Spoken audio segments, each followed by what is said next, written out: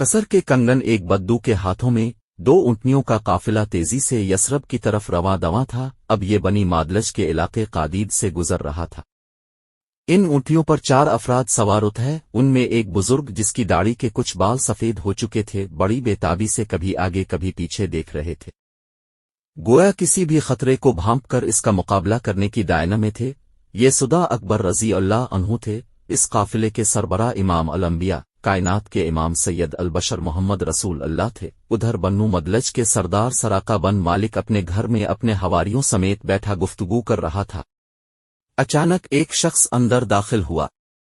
कहने लगा, सराका, मेरा ख्याल है कि मोहम्मद इस वक्त अपने साथियों समेत साहिल समंदर से गुजर रहे हैं। मैं अभी अभी उन्हें देख कर आ रहा हूं। सराका समझ गया कि ये वही लोग हैं।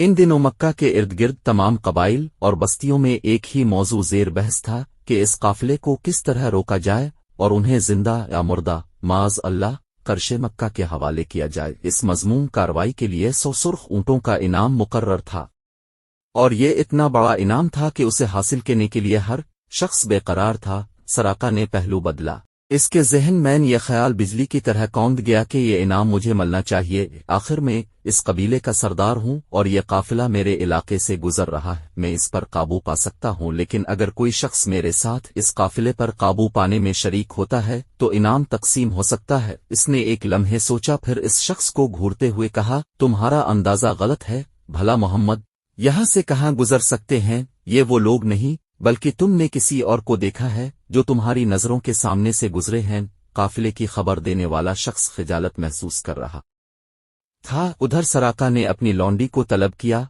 और उसके कान में कहा, फौरन मेरे घोड़े पर जैन कसो और उसे तैयार करके फलां जगह खड़ी हो जाओ। खबरदार, किसी को कानो कान खबर ना हो। मैं थोड़ी देर में आ रहा हूं। यहां जल्दी जल्दी करना, ताखीर हरगज नहीं होनी चाहिए। फिर वो अहले मजलिस के साथ किसी और मौजू पर गुफ्तगू करने लगा। इसका जहन मुसलसल काफिले के ताक़ुब में था। जब अंदाजा हो गया कि इसकी लौंडी घोड़ा तैयार करके मुकर्रर मकाम पर पहुंच चुकी होगी, तो उसने अहल मजलिस से घर में जरूरी काम का बहाना किया और अपने घर के बिछोड़े से बाहर निकल गया। उसने नेजा संभाला, घोड़े पर सवार होकर इसे काफिले की तरफ दौड़ाया।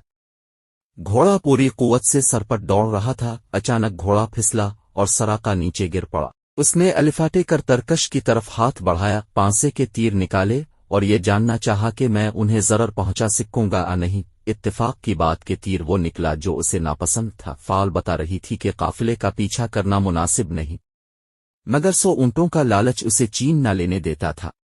वो दोबारा घोड़े पर सवार हुआ और काफिले के बहुत करीब जा पहुंचा। हता कि इसके कानों में अल्लाह के रसूल की क़रात की आवाज आने लगी। इधर अबू बकर सिद्दीक रजी अल्लाह अन्हु बड़े बेचैन नजर आ रहे थे। उन्होंने सराका को करीब आते देखा तो बे-इख्तियार पुकार, अलिफाट है अल्लाह के रसूल, ये पीछा करने वाला अब हमें पकड़ने ही वाला है। उधर अजीमत के पहाड़, अपने रब पर मुकम्मल भरोसा करने वाले पैगंबर ने बड़े एतिमाद से जवाब दिया, अबू बकर ला तखजन इन अल्लाह मानन, मेरे आंगार, परेशान होने की जरूरत नहीं, अल्लाह हमारे साथ है।